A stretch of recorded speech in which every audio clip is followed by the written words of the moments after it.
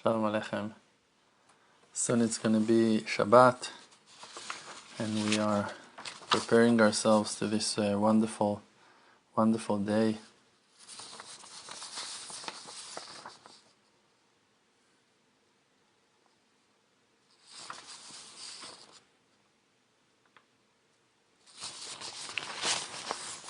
Our mission on earth is not simple because of the separation of the bodies. Inside of us, we live with a certain feeling that things are supposed to be different.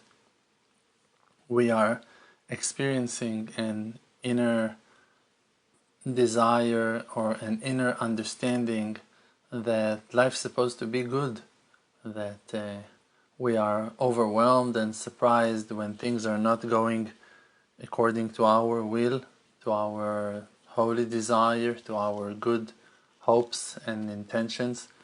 And whenever things start to go bad, we are like disappointed from life. We don't understand what's going on here on earth. Who sent us here? What's going on? And this feeling of frustration is coming from the nature of our souls. Our souls are connected in their root, and they are godly in their nature. They made to love and to see good and to do good, and that's our inner understanding of how life is supposed to be. But bottom line, in reality, we're facing a different situation when every person is divided from his loved ones, from the rest of the souls, in different bodies, and every body is in a greater need than his friend. Everyone feels hungry, everyone feels that he's being attacked, everyone can be hurt as well. As a soul, you cannot be hurt because you're not a body. And as a soul, as a spirit, you don't have belongings and you don't have objects that are yours. You don't have a house that you can call it your own, and therefore no one can take anything that belongs to you. And no one can scratch you or touch you or push you. You are a soul, and you're godly, and you belong to a divine world of goodness, to the endless sea of souls. But in body, we are being forced to feel and to hurt and to suffer in many, many ways. And that separation of the bodies is our plague, is our challenge, is our curse as well. When Adam and Eve were walking in the Garden of Eden, so there is a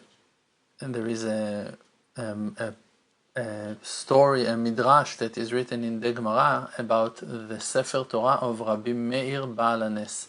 Rabbi Meir Baal HaNes, one of the main and most important sages, he had a Sefer Torah in his Beit Knesset, in his synagogue, and instead of the words kotnot or, outfits, cloaks that made out of leather, the outfit of Adam and Eve, in his book it was written kotnot or, with the letter Aleph.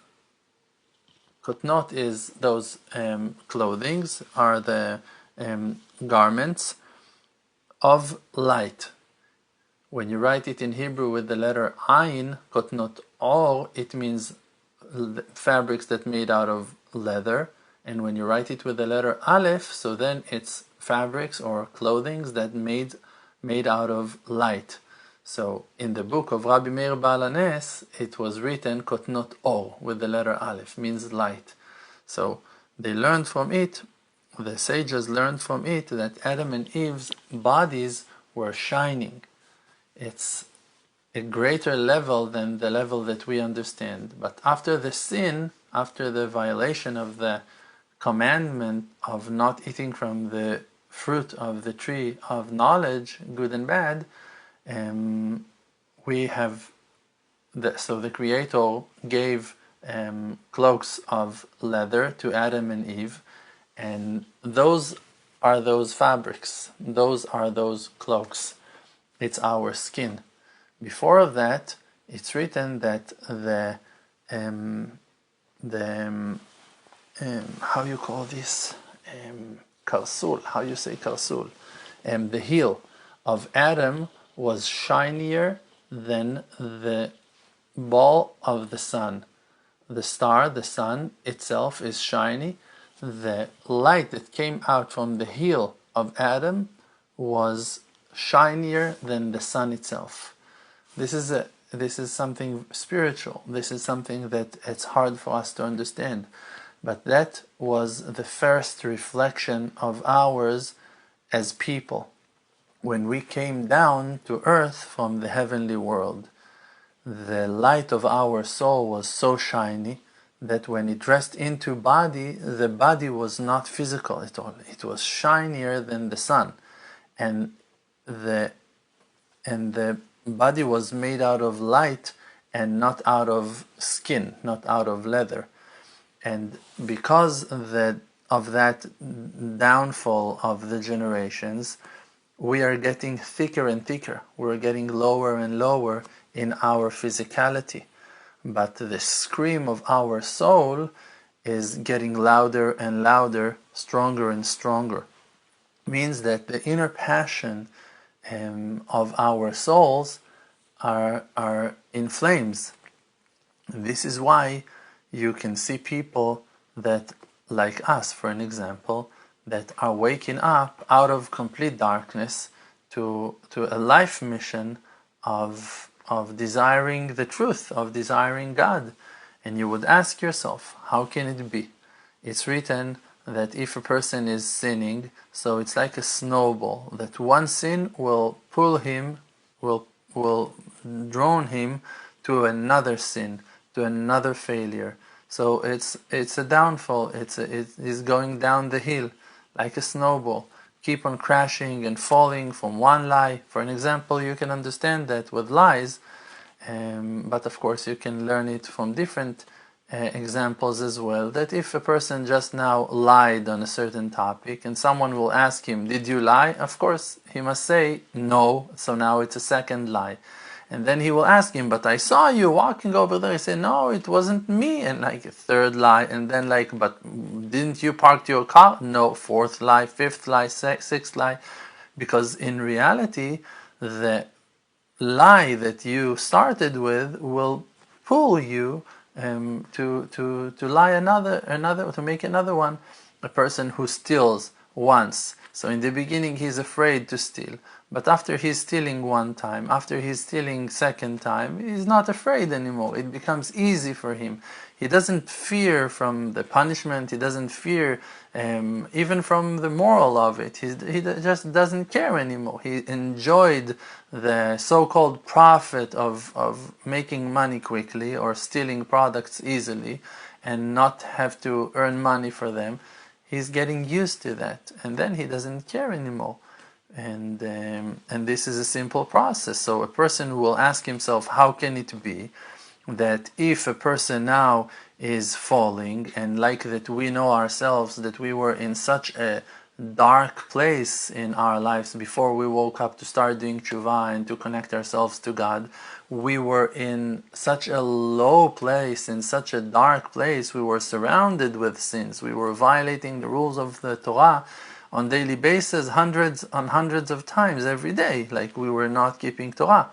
So how in the world a person that is falling so fast that every day he's falling is getting faster and he's speeding in his falling in a crazy way, very, very fast to his total crash, how can it be that he will come back and will become such a flaming pillar of fire who desires Hashem and wants only the truth, like us, like that we, like what can we do with our lives except for looking for the truth and learning Torah and praying to Hashem?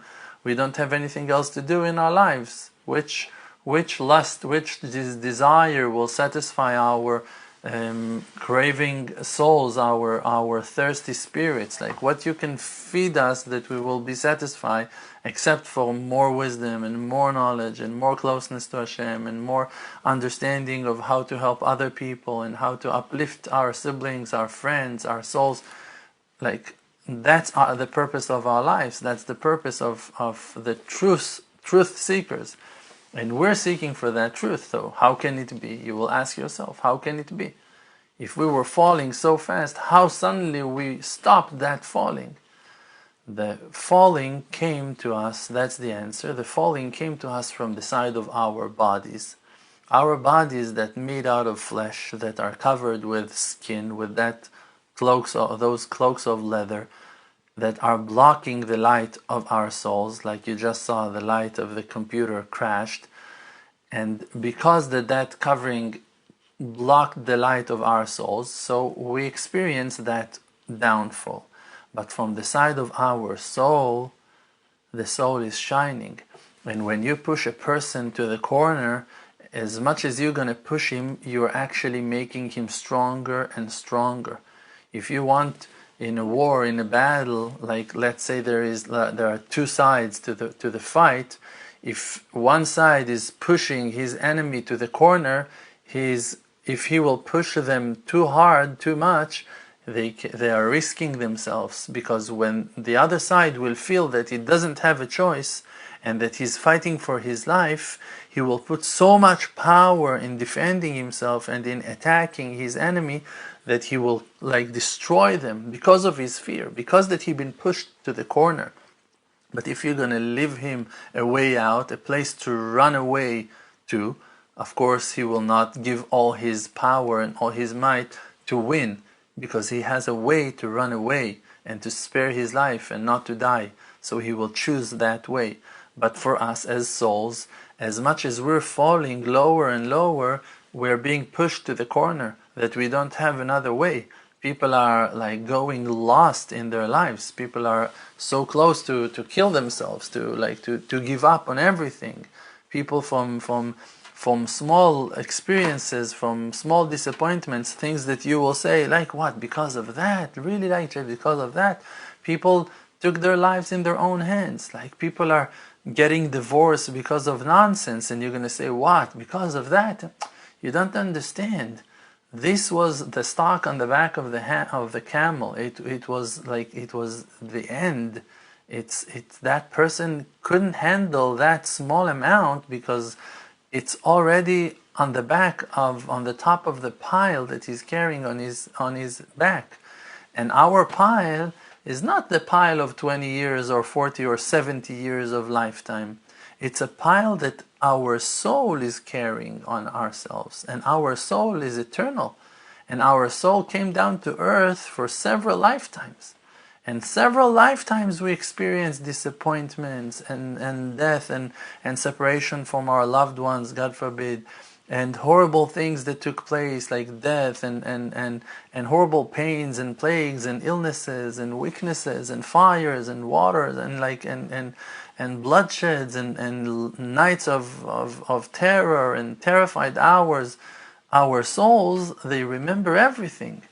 And for our souls, it's like it's the end of the road already. Like, how much can you suffer when you inside of yourself as an eternal soul is still attached to the ancient archive of the godly memories from before of time, from the time that is eternal, before of creation, from before of time, from that long day of goodness, from that infinity, from that endless blessing of being one with the Creator, one with the truth, one with God, one with the completion of it all, of all its goodness and its glory and grace. And we remember that, and we're experiencing domestic problems, we terror and fear and fire in the streets and fire in the houses and rebukes and arguments and wars and shames and insultings and self-blame and regrets and horrible rage and on and on and on, and crazy abuse and sexual abuse and like people going through hell. You know that. And people find themselves addicted to medications, addicted to alcohol, addicted to drugs, addicted to phones, addicted to porn, addicted to whatever, to sport, addicted to run away from reality, to video games, to a cat that is collecting coins on your iPhone. People losing their minds and doing whatever they can just not to be part of reality, because they cannot experience even like one discipline. No, like you cannot return this product. Okay, I'm going to kill myself. Like people are there. You lost $10. Okay, like I'm not coming back anymore. Like people are ready to throw themselves from the cliff for nothing, but it's not really nothing. It's because that we are suffering so greatly for so long, for so many thousands of years, in different lifetimes, in different forms, and for us it's the end of the way. But like we said before, the end of the way for us, even though that the process is very painful, horribly, horribly painful, we still need to remember that in the end, it's been designed by our Father in heaven for our eternal success. And how? Because when our souls are being pushed to the corner, so then the light of our souls is about to crack the physical body that covers its light. And suddenly, in one moment, you wake up and you're not the same person that you were 1 hour before. Suddenly, you don't have another purpose except for being good. Suddenly, you don't have another reason to live except for doing the right thing and to help other people and to shine for them, for their sake and for their completion and for their correction and for their happiness. And you become an angel walking on earth. And it's only because you've been pushed to the corner too much, way too much, that struggle and test of your life brought you to that place that you won't have another choice except for showing what really you're made of and not what your body is made of. Cloaks of leather and also cloaks of light are still cloaks, are still coverings that are blocking the light of your soul. Even when your heel is shinier than the sun, it's still dark compared to the light of your soul. You don't know who you are, and I understand that. And I also struggle with that still, even though that I'm very, very far in that process and my achievements are great, and the battles that I won and the fights that I conquered and the success that I earned with labor and tears and sweat and thousands of hours of prayers of Hidbodedut, even though there is much more to tell and there is much more to reveal about ourselves. And I'm telling you that from my life experience, and I started my tshuva process to come closer to the Creator from zero.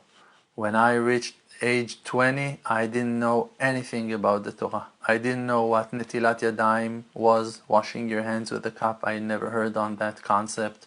We never made Kiddush on Shabbat. We never said blessings on food. I never learned Torah before the age of 20.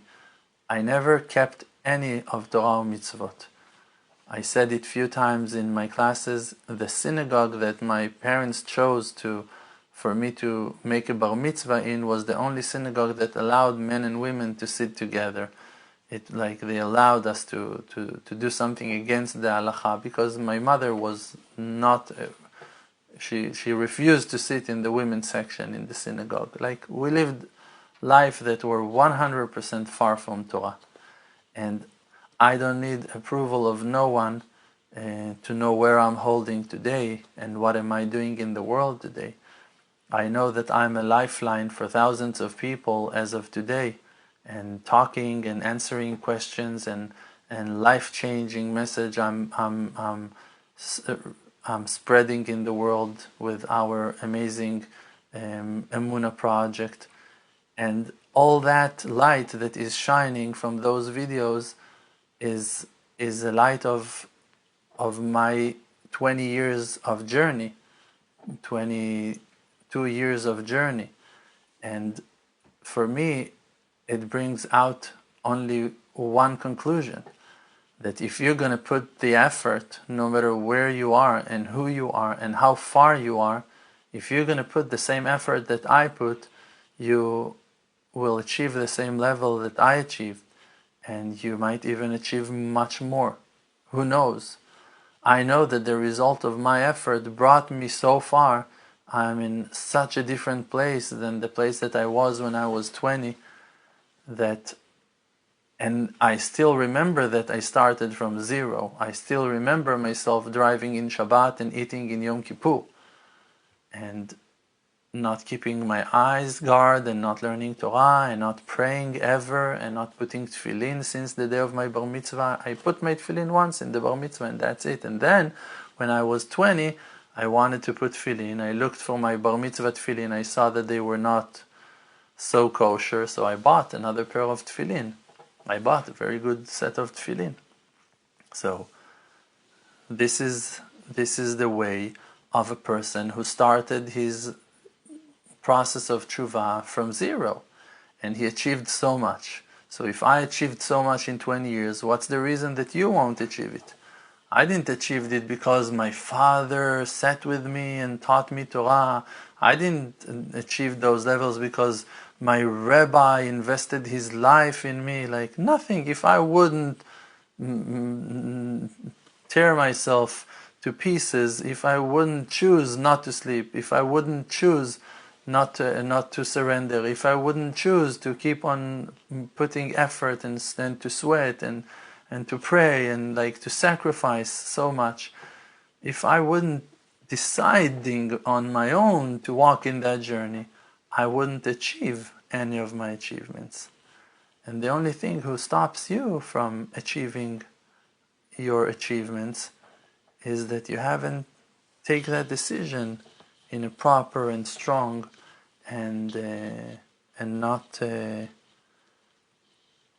surrendering way. So I can just recommend every single one of you to take life seriously and to follow your own heart and to do whatever it takes to fulfill your dreams and to pray with no end, an individual prayer, and to talk to the Creator like you talk to your best friend. And I'm sure that your prayers will be answered and that the light of your soul will shine in a great way. The darkness and the difficulties of our generation are just sending us to that place that from it we cannot go back to live empty life, waste life. And it brings us to force ourselves to live meaningful life with a purpose, with a goal, with a dream, and followed with great salvations and treasures to be found. May the blessing of heaven hover upon us all, and that the Torah will shine to us, and the light of our souls will shine, and the light of the true righteous people will shine. And don't fall in no trap of sadness and darkness. Just be strong and positive and good, and the loving Creator will bless us all, that all our prayers will be answered. Amen. שום דבר כבר לא יעצור